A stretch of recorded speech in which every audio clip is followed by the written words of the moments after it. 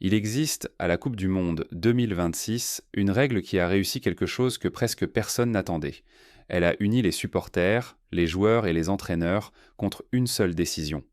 Pas contre un but controversé, pas contre une décision arbitrale, pas contre un carton rouge, mais contre une pause de 3 minutes qui arrive avec la régularité d'une horloge à chaque match, que le stade soit à près de 38 degrés, grand ouvert sous le ciel d'été, ou fermé hermétiquement avec une climatisation industrielle qui tourne à plein régime. La pause hydratation obligatoire. Et plus on regarde la manière dont elle fonctionne réellement dans la mécanique télévisuelle du tournoi, plus il devient difficile de soutenir qu'elle a vraiment été pensée uniquement pour protéger les joueurs. Soyons honnêtes sur la position actuelle de la FIFA avant même de parler de cette pause elle-même. L'organisation de Gianni Infantino prévoit 13 milliards de dollars de revenus sur le cycle de 4 ans qui s'achève avec le tournoi 2026. Près de 9 milliards devraient entrer pour la seule année 2026, ce qui ferait de cette Coupe du Monde l'événement sportif le plus lucratif de toute l'histoire documentée du sport.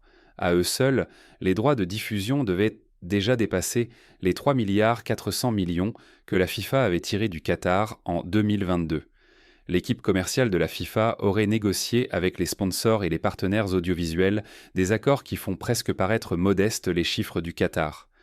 Dans ce contexte, l'idée qu'une règle touchant chacun des 104 matchs du tournoi ait été introduite uniquement par souci du bien-être des joueurs commence à ressembler à une affirmation qui mérite un examen beaucoup plus attentif. Voici précisément ce que la FIFA a annoncé. En décembre dernier, l'organisation a confirmé qu'une nouvelle pause hydratation obligatoire aurait lieu dans chaque match de la Coupe du Monde 2026. 3 minutes, prévues aux alentours de la 22e minute de chaque mi-temps. Non négociable. Identique dans tous les stades, dans toutes les villes, quelle que soit la température, que le toit soit ouvert ou fermé, et quel que soit le niveau de climatisation. La FIFA a présenté cette mesure comme une véritable évolution en matière de sécurité.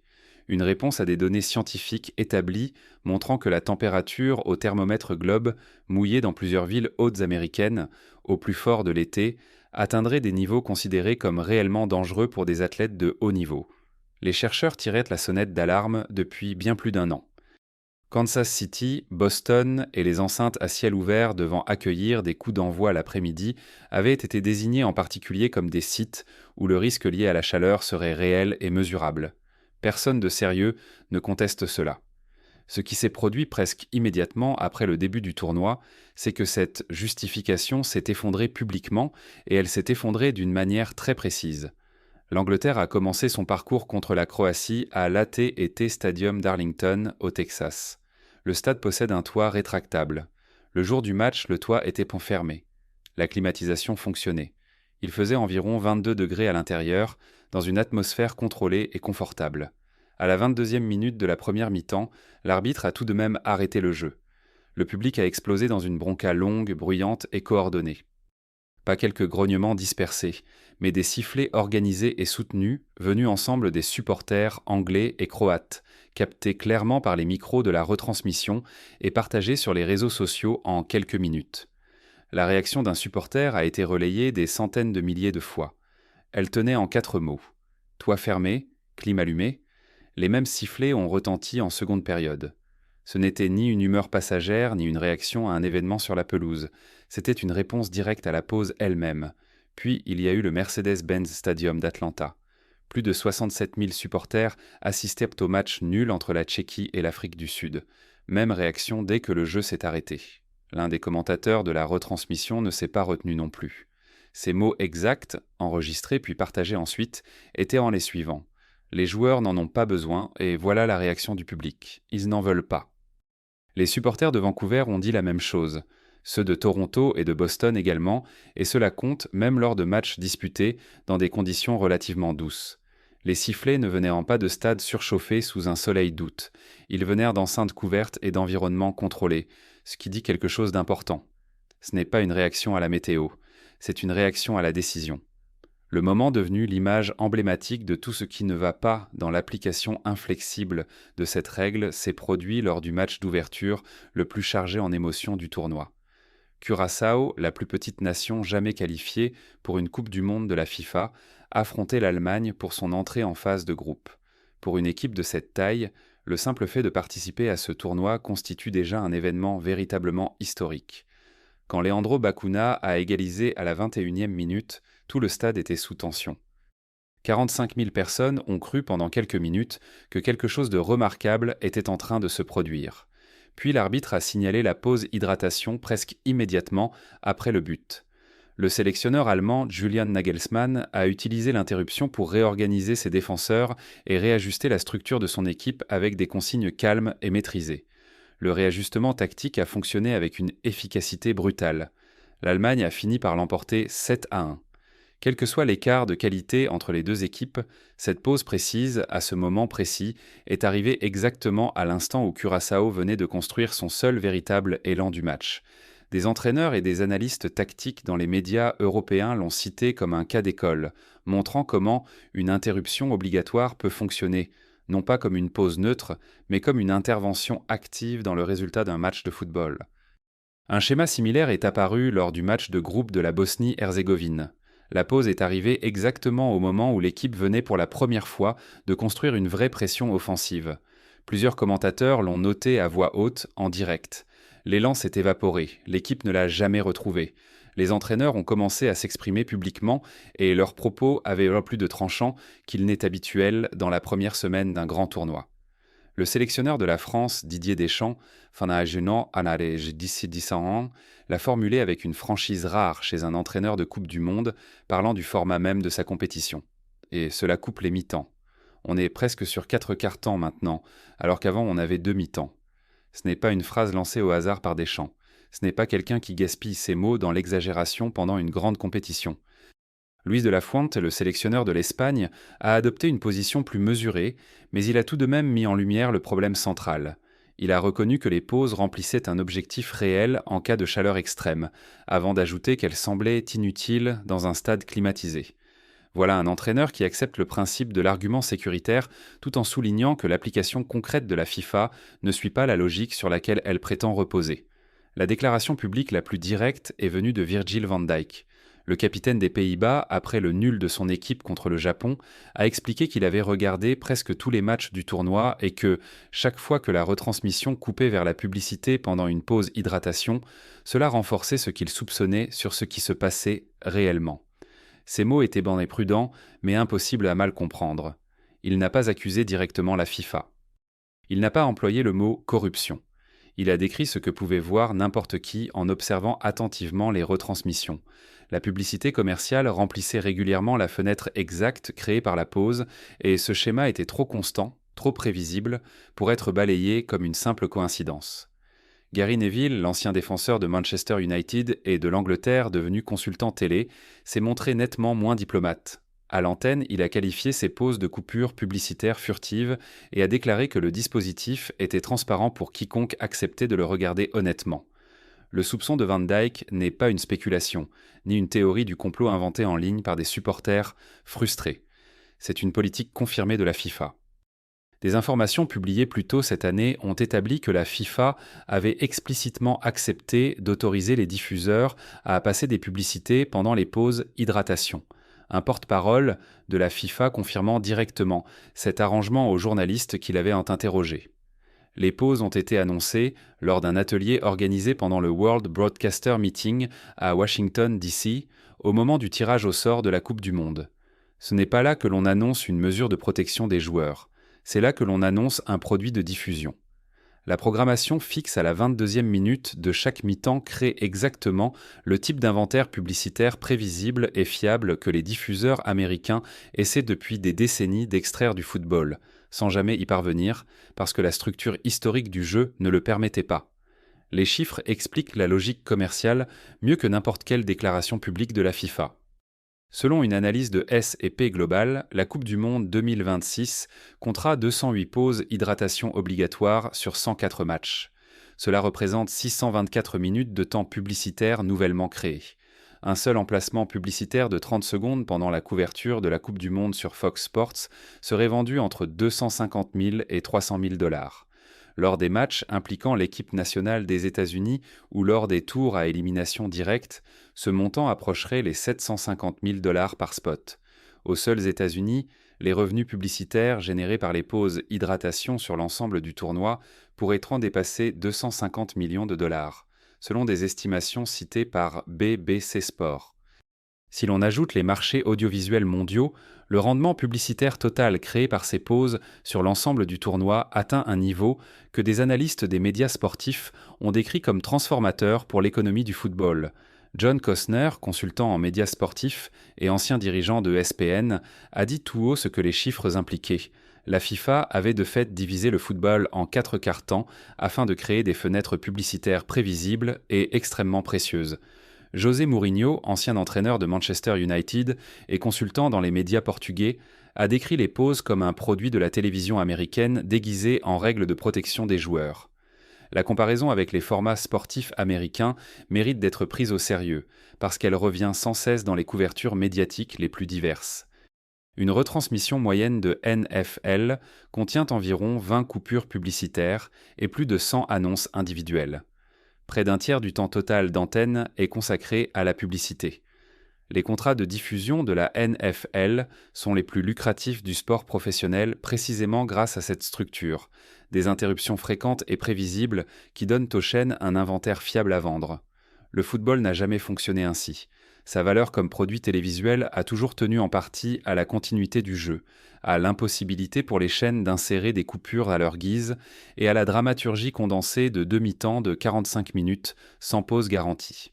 Ce que la FIFA a fait avec la pause hydratation obligatoire, c'est importer le rythme structurel de la diffusion sportive américaine dans un sport qui avait précisément été construit sans lui. Les dommages causés à l'expérience du téléspectateur ont déjà produit des incidents concrets et documentés, au-delà de la frustration générale.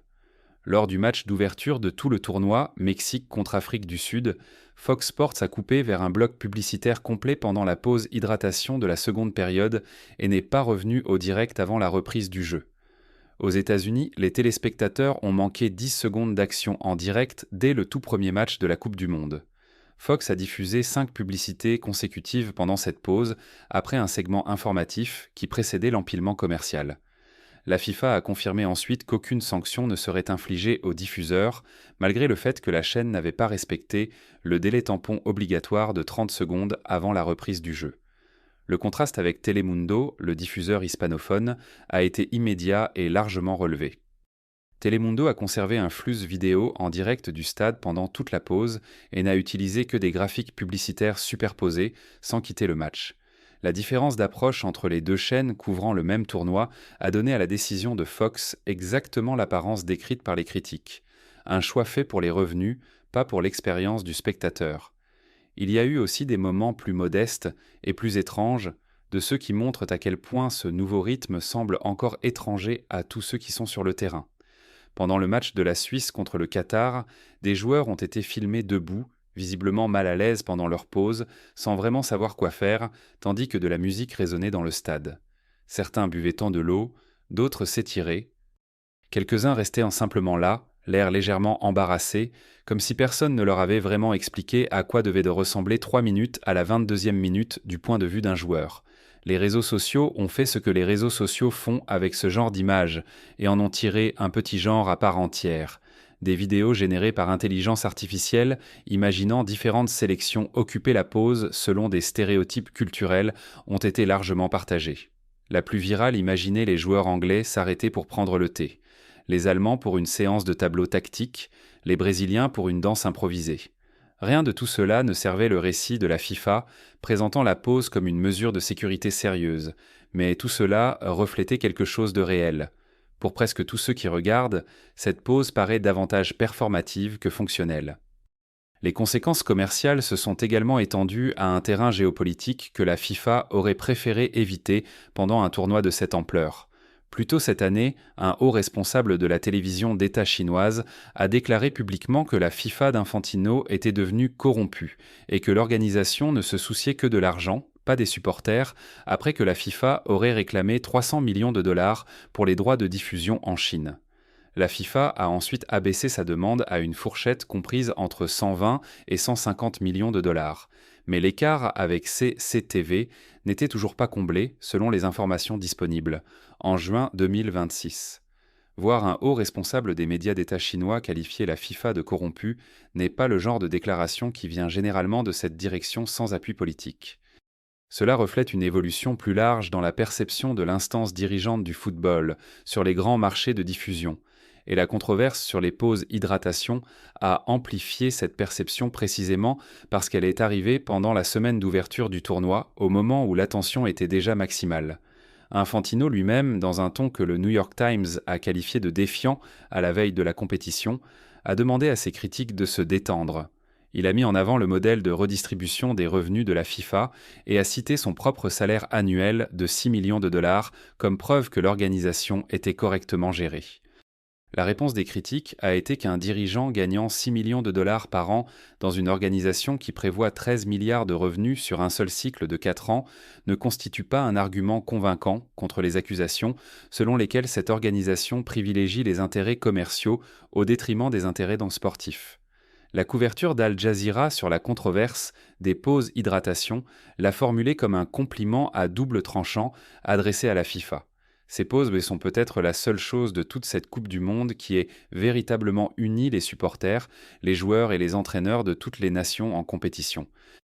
Dans un tournoi déjà défini par des désaccords et des polémiques qui tirent dans des directions différentes, la pause hydratation est presque le seul sujet sur lequel presque tout le monde a conclu qu'il ne l'aimait pas, pour des raisons allant de la rupture tactique aux soupçons ouverts sur les motivations institutionnelles de la FIFA. L'argument des défenseurs de ces pauses n'est pas déraisonnable et mérite d'être entendu équitablement.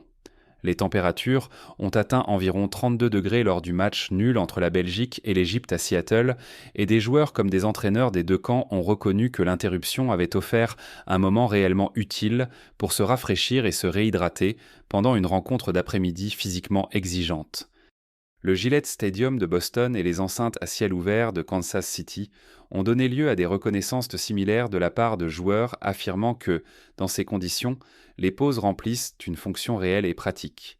Les professionnels de la médecine du sport qui couvrent le tournoi rappellent constamment que les pathologies liées à la chaleur chez les athlètes de haut niveau ne sont pas toujours spectaculaires. Elles ne s'annoncent pas forcément par un effondrement soudain.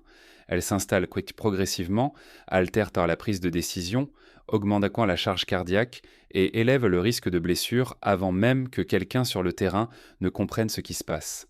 Personne de sérieux ne soutient que la sécurité des joueurs par chaleur extrême est sans importance ou que les politiques d'hydratation sont inutiles.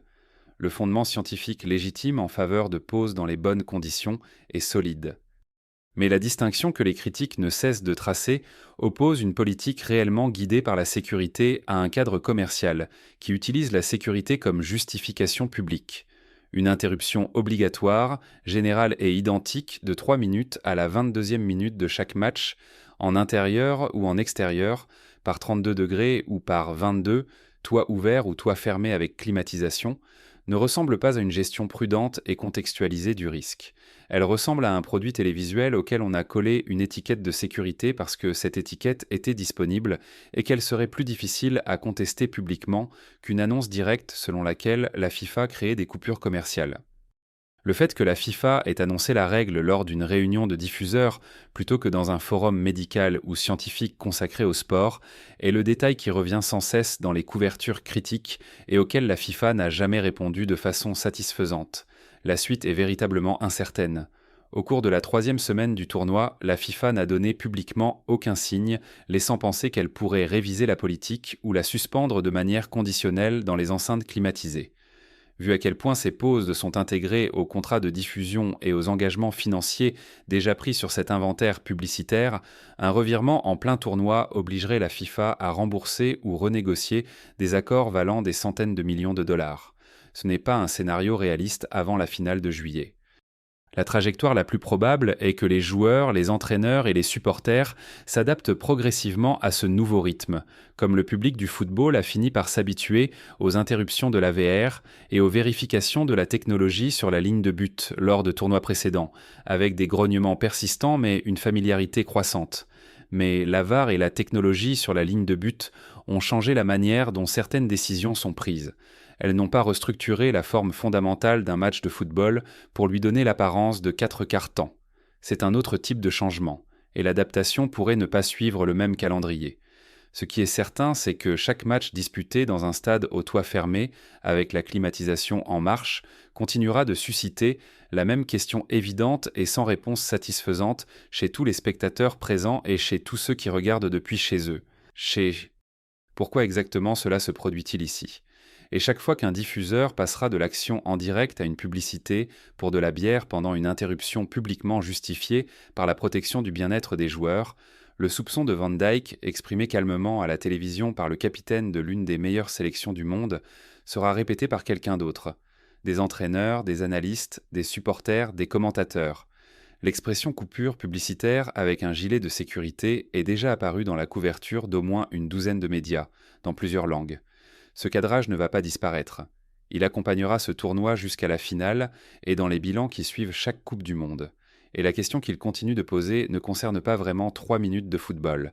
Elle concerne ce que la FIFA a décidé de faire de ce sport